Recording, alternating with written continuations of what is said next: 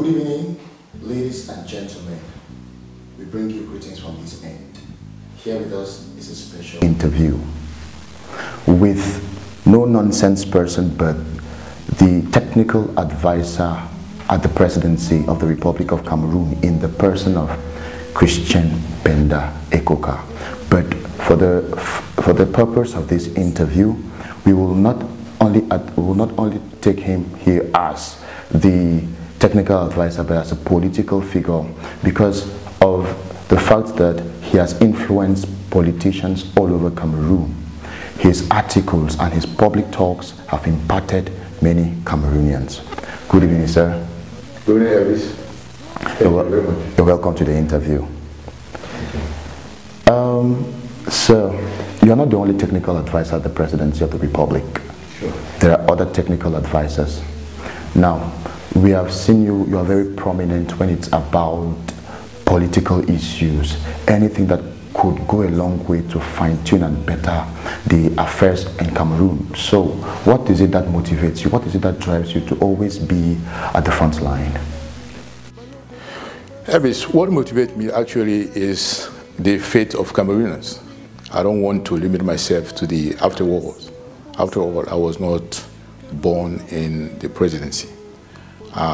From my day back to maybe 30, 40 years ago when I came back to Cameroon, I have always contributed to the public life, because politics is the area where the fate of the people is defined.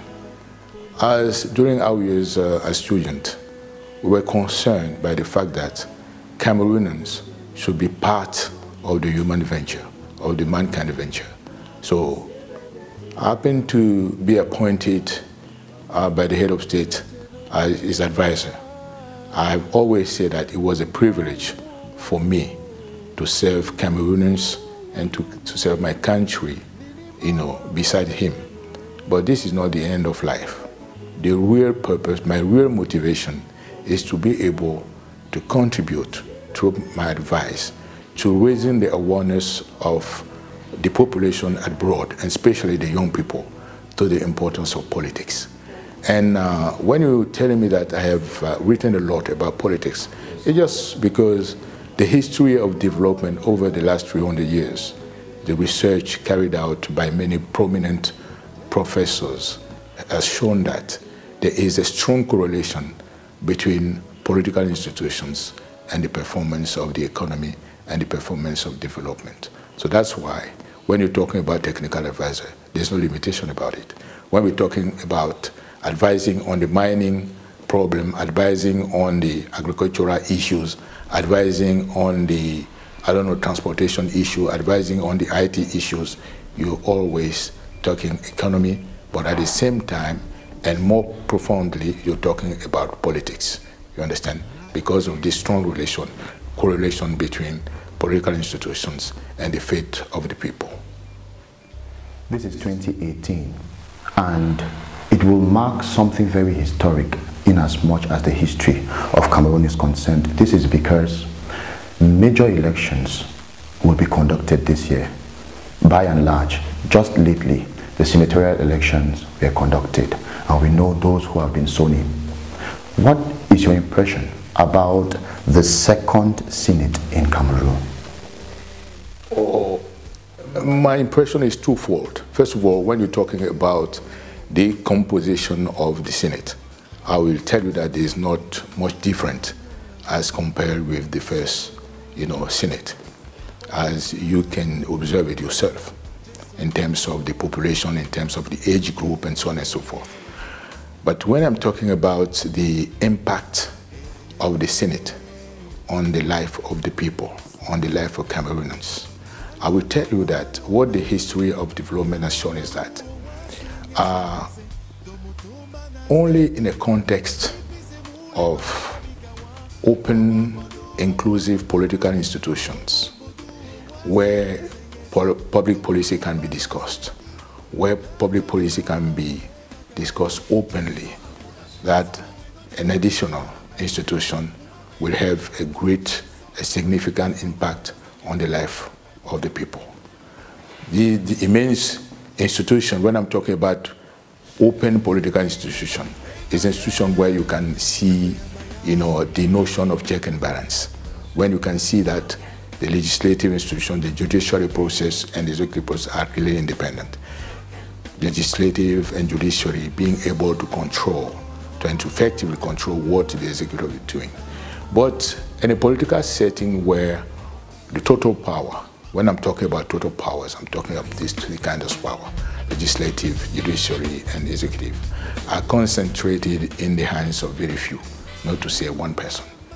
When you add in on not a political institution, it will have a very weak impact, not to say nothing, on the life of the population. This is, for instance, what you can notice where Social and Economic Council, as you know.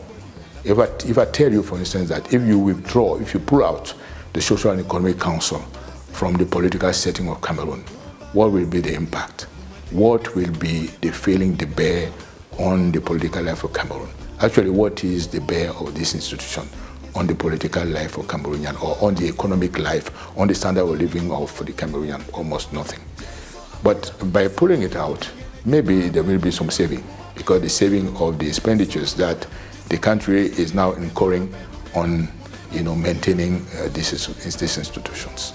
So I was just saying that we need to have a political setting where, which will be much more open, which will be much more open to debate, which will be much more, you will find much more of a check and balance notion to fear the greater improvement, the greater impact of the Senate on the life of the people. All right, sir, thank you. I want us to shift a little and tilt ourselves towards the economic arena in Cameroon. Sir, in 2011, the New Deal government launched a campaign on great realization. 7 years after, where are we with these great realizations, like the construction of dams, the construction of bridges, ports, railways, and stuff? Where are we 7 years after the New Deal government had introduced this policy? Actually, what you will observe is that many of those projects are lagging behind in terms of their own schedule, you see. But this is due to poor planning and poor coordination of those projects. Let's take the case of the Kribi Deep Sea Port, that this is what I'm calling the case of the cart before the horse. The cart before the horse, exactly. Because you can see that the port has been operational for almost 2 or 3 years now, but you don't feel it. You don't see that many vessels. You don't see that many freight being downloaded at the port, and you even see that the port is operational. So you have management instances there. You have staff operating in the port. They are being paid, but the port is not generating enough revenues to support the people. At the same time, there have been some. The country has contracted debt to finance the port. This is what I'm calling unproductive debt. At the end, unproductive debt, because at the end of it, what will happen is that not only the country will service the debt associated with the development of the Kribi Deep Sea Port, but even the operations will be subsidized by the budget of Cameroon. And this can only worsen the deficit, the internal deficit, and even the external deficit of the country. But what is the major explanation behind this scenario? What I call poor planning, poor coordination, and the implementation and the management of those projects. In 2009, the then Minister of Economy and Plan was actually the Minister of Finance. He has ordered a study of the port. And this study, 2009, the port traffic in Cameroon was 9 million tons. And this study has projected a low scenario of 36 million tons of port traffic in 2012. That means 3 years later, from 2009, we will experience a kind of 36 to 50 million tons of port traffic in Cameroon. But this is the major assumptions underlying the decision to develop this port. These major assumptions was linked to the projects that you know at that time, like the Mbalam iron ore project, which was due to export about 35 million tons of iron ore. Jovic, which was due to export about nickel and cobalt. Hydro mine, bauxite and alumina, you know, and Rio Tinto Alcan were due to kind of develop a smelter, an aluminum smelter in Kribi to produce 1 million ton. And to produce 1 million ton, you need about 3 and 4 million tons of alumina. So when you see this scenario like this one, many or almost all of those projects didn't come into fruition. So you can see the history of failure. The projects become actually a drama. It is a nightmare for anyone. The Kribi Deep Sea Port is there, but the project is not there. But in one of my developments in French, I have explained that only 10% of the amount that we have devoted to the development of Kribi Deep Sea Port could have been devoted to the modernization of the port of Douala and to the rehabilitation of the port of Limbe. Only with 10% we'll talk about 100 billion CFA. I have to come to you, the figures that you have said, over 1,000 billions CFA for the port of Kribi. Only 10% of it, even 5% of it, 50 to 100 billion CFA, devoted to the modernization of the port of Douala and the rehabilitation of the port of Limbe, you will see an immediate impact. Why? Because Limbe and Douala actually constitute the same port conurbation. And you will see how the cargo can be downloaded in Limbe, you see, and this cargo can be, transmuted to Douala by vessel.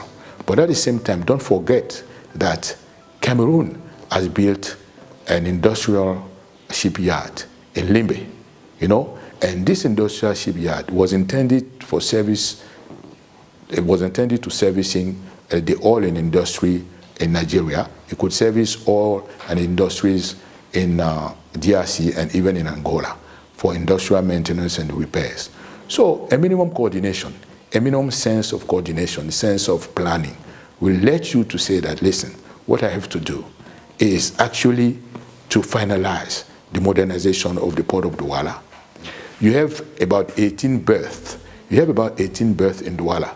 But those 18 berths were not built in one day. They have been built over a period of more than 50 years, okay? And the same thing with the port of Limbe. You can only build the port of Limbe. Even you have the small port of Tico, you know, in the same port conurbation, that actually, if you develop them, if you modernize them, they are going to have not only an immediate impact, but a tremendous impact on the economy of Cameroon. They will create jobs, they will create growth, and they will create actually inclusive growth.